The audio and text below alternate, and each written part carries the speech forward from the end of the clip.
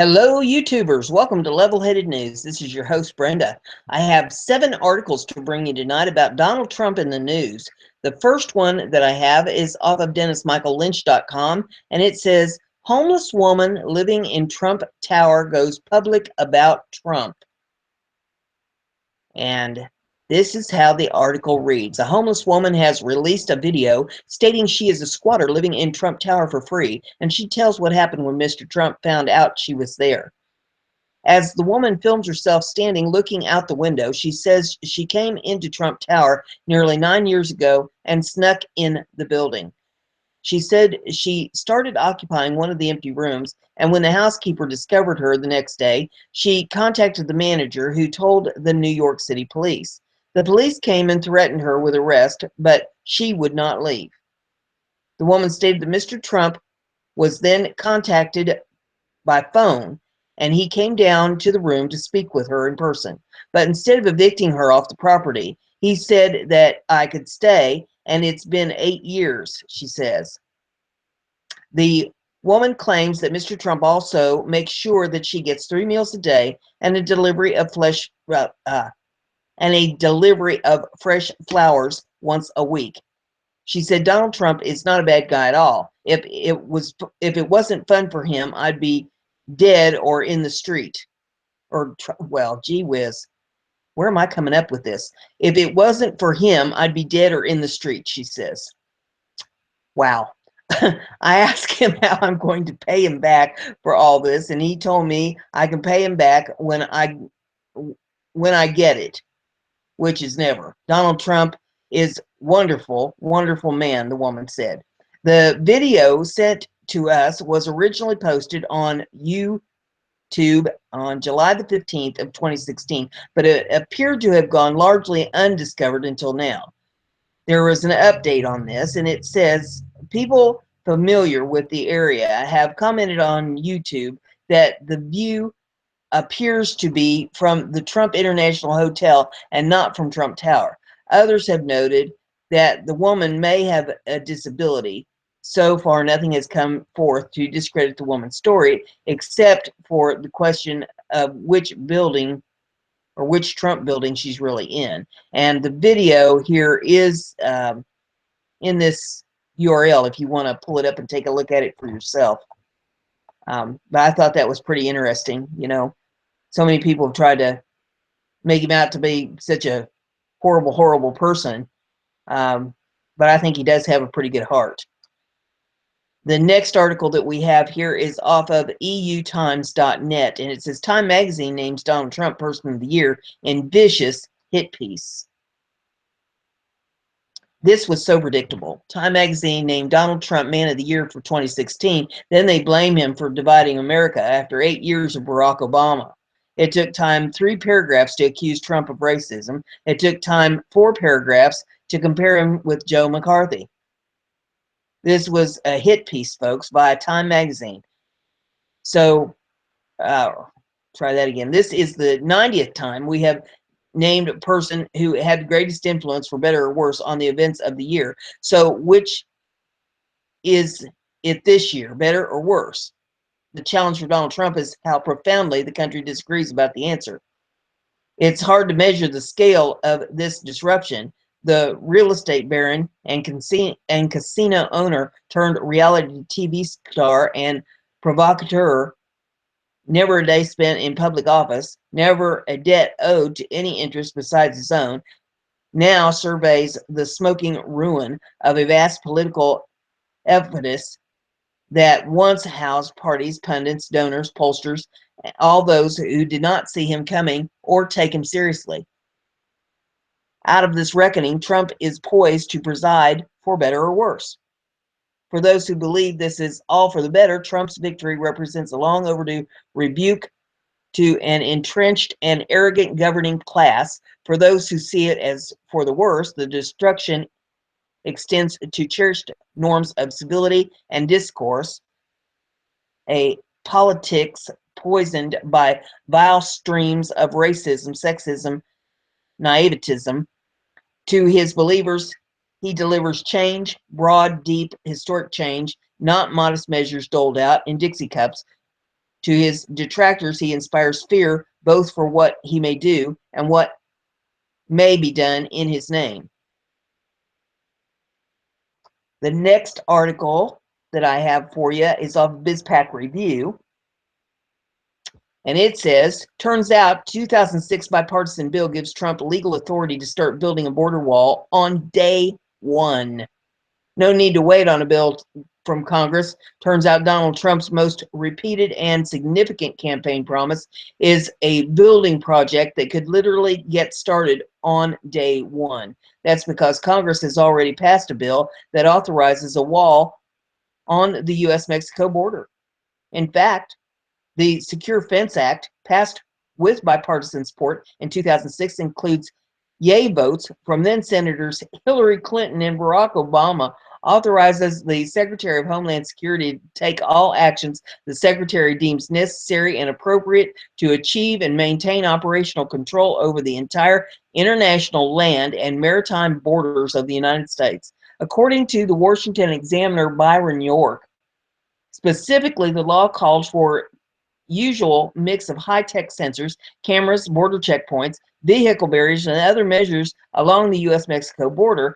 And then it ordered Homeland Security to provide for at least 2 layers of reinforced fencing and the installation of an additional physical barrier for hundreds of miles on the southern border. For example, it ordered double fencing for the area 10 miles west of Calexico, California, port of entry, to 5 miles east of Douglas, Arizona, port of entry, a span that would cover nearly the entire Arizona-Mexico border.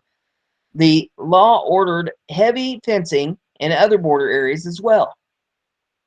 The law referenced to at least a double layer of fence plus mentions of additional physical barriers suggests that Congress specified the minimum amount of Homeland Security should do, not the maximum.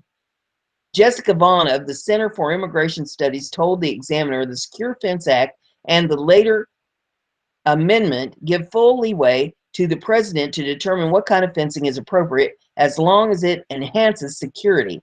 Clearly, action to upgrade the existing fencing and add additional barriers is authorized if the president and his border security team want a wall instead of a fence, or an electric fence instead of a double chain link, or a fence of flowers instead of steel. They can do it. A later amendment was passed the next year, sponsored by Texas Republican Senator Kay Bailey Hutchinson, that gave DHS some leeway in the construction, but it did nothing to prevent more from being done. So, in effect, should Trump decide to keep his promise, and there's no reason to think he won't, construction could begin day one of his presidency, completing a job that was only barely started, with 36.3 miles of double-layer fencing existing now along America's 1,954-mile southern border. York writes that lawsuits will be the most serious obstacle for Trump's wall, from environmentalists, from property owners, from activist groups, from political opponents, from gadflies, from all around. Thankfully, Trump the builder has more than a little experience dealing with such frivolities, which may turn out to be the billionaire developer turned president-elect's most valuable experience yet. I can't make this stuff up. The next one we have is off of Western Journalism. It says Trump wants new Air Force One project grounded due to cost. As billionaire president-elect, Donald Trump is used to riding in style in the luxuriously appointed Boeing 757 jet he has used for his presidential campaign and his post-election travels. However, as president, high price tag comes last, according to a tweet and comments Trump made Tuesday. And the Trump tweet says, Boeing is building a brand new 747 Air Force One for future presidents, but costs are out of control. More than $4 billion. Canceled the order. Boeing is building a brand new 747 Air Force One. Okay, I just read that, and they put it again here in the article. It goes on to say he later followed that tweet by telling reporters camped out at Trump Tower that costs for 2 Boeing 747s are totally out of control. Boeing is under contract to build 2 new 747s to serve as Air Force One, with the plans to be delivered around 2024. The Air Force has been seeking to move up that delivery date, citing the cost to repair the current 747s issued as Air Force One. The planes were supposed to cost $3 billion, but Air Force has pressed for a faster schedule, saying the current 747s that Air Force One are getting too expensive to repair. Air Force One is equipped with unique communications and protective equipment. Trump told reporters that the cost for the new planes were out of line. It's going to be over $4 billion for Air Force One program, and I think it's ridiculous. I think Boeing is doing a little bit of a number. We want Boeing to make a lot of money, but not that much money, he said. Boeing spokesman Todd Belcher said in response to Trump's comments, "We are going to have to get back to you after we figure out what's going on." Boeing was selected in January 2015 to build the plane. At the time, Air Force Secretary Deborah Lee James said Boeing 747-8 was the only American-made plane that could meet the requirements for a presidential plane and be consistent with the national public interest. One commentator said Trump may change his mind. "I think once Trump sees an actual Air Force One and the unique capabilities it's outfitted with, he may start to understand why it's so expensive to replace," said Todd Harrison, the defense analyst with the Center for Strategic and International Studies. Harrison noted the plane's function as a flying command post. "In the event of a nuclear attack, this is where the military will keep the president safe," he said. For now, Trump will be using his private jet as he travels to North Carolina Tuesday for another stop on his post-election thank you tour. The next article I have is off of conservativetribune.com. It says Kellyanne Conway considers taking lead role in outside Trump support group. President-elect Donald Trump's senior advisor Kellyanne Conway has shown interest in leading a political organization outside the White House and the Republican Party to help keep the soon-to-be president's base of supporters primed for the battles that lie ahead. According to Politico, the organization would function similarly to Organizing for America, a project founded after the 2008 election of Barack Obama, for the purpose of essentially serving as his grassroots arm. For Trump, the concept is to tap into grassroots enthusiasm that led to his unlikely victory and to keep his supporters engaged for upcoming legislative battles in Congress, according to the report. Conway told the Washington Post that she had not yet decided whether to join Trump at the White House or run the new organization. She did make it clear, though, that whoever ultimately leads the organization would need to be close to the president and serious about the job. "He's going to be very active president who wants to accomplish things quickly," she said. "We want to honor that by being ready." During a discussion with The Hill last week, Conway said that the group's tactics would involve combining advertising support, door knocking, and other grassroots activities to bolster the president-elect's legislative agenda. For instance, the latter activities could include targeting Democrat senators up for re-election in 2018 by mobilizing followers to call their offices or target the lawmakers on Twitter, Facebook, and other social media platforms, the Post explained. The organization could also wind up resembling Citizens for America, a group launched by supporters of former President Ronald Reagan in the early 1980s. Though the group neither campaigned for nor endorsed Reagan, it nevertheless mobilized his supporters, thus making it easier for him to move ahead with his agenda. The ability to do Citizens for America on steroids through the internet, Washington-based Republican consultant and lobbyist Richard F. Holt told the Post. They're smart enough to know how to harass the movement to their, They're smart enough to know how to harness the movement to their advantage. This is going to be huge. Republicans have never had this before. Oh, gee. I read the same way I walk. I stumble around. My goodness gracious. The next one we have is off of BizPac Review. It says, collective meltdown accelerates as libs freak out over Trump's climate a pick.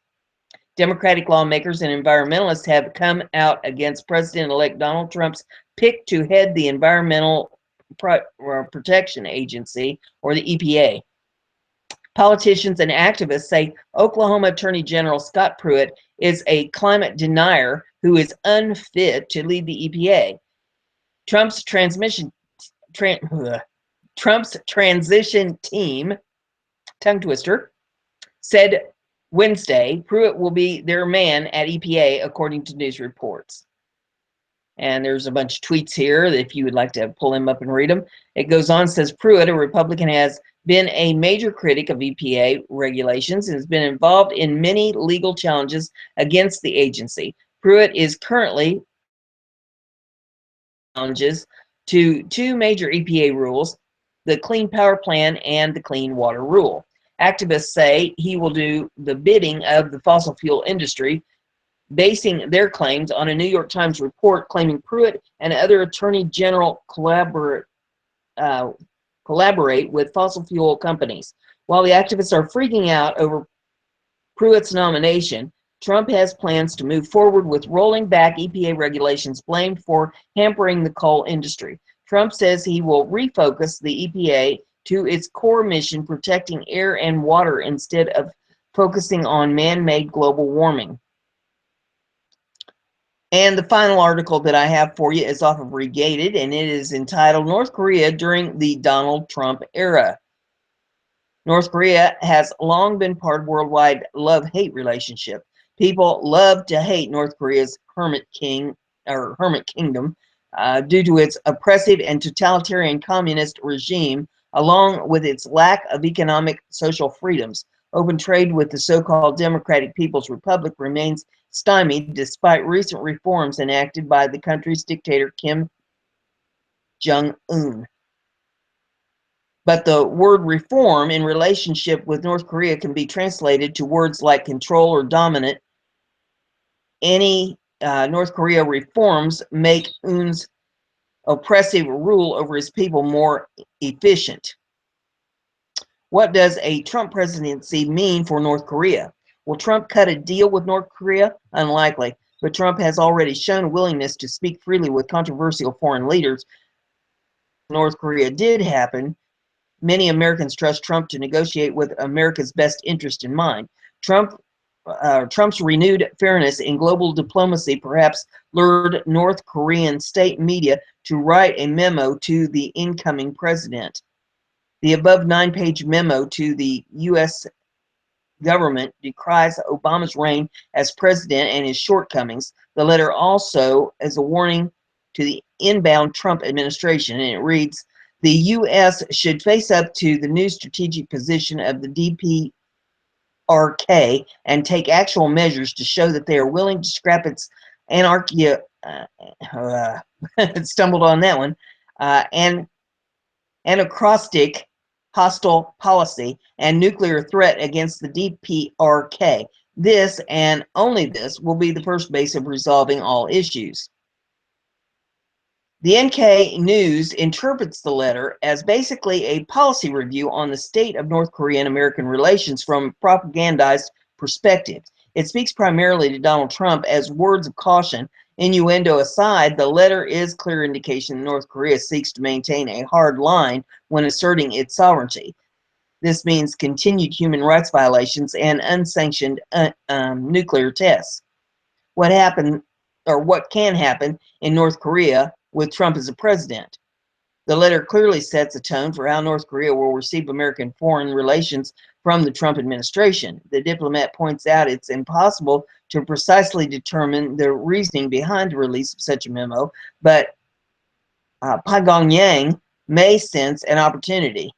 Some in the DPRK's regime views Trump's administration as a birthing ground for heterodoxy, in bilateral negotiations. However, several analysts predict Trump will continue Obama's administration policy toward North Korea for at least the first few months in office. Safe bets expect policy shifts concerning North Korea near the end of Trump's first 100 days in office milestone. Current United States and North Korean policy involves strategic coordination between neighboring regional states. This includes South Korea, which maintains stronger defense against its northern brother. Trump's critics argue that he would have no method for enacting or implementing new policy toward North Korea. Amanda Makis of Business Insider contends that the United States and DPRK will not relate any better unless settlements are reached. The fear of nuclear warfare riddles Western coverage of North Korea. However, a stance on settlements or a peace treaty of sorts is not a substantive sentiment when dealing with bilateral relations. A positive policy would continue Allied military exercises and maintain presence, but South Koreans would be in charge rather than the United Nations. The region can shift toward peace through smart policy. The region could also get very messy if improperly approached by Western interests. North Korea is a black hole Trump cannot get sucked into. A security presence, in my recommendation, is still an effective strategy. The U.S. should help South Korea gain full capacity to maintain its own military presence. The U.S. can help South Korea become its own independent deterrence to North Korea's potentially violent goals. American influence should veer inward to homeland security and military reconstruction. America should slowly and incrementally move away from its costly presence in Asia. It should teach South Korea to become its own big kid on the block. So there you have the information on Trump in the news. If you like what we do here, give it a thumbs up, share it around, let everybody know what we're doing.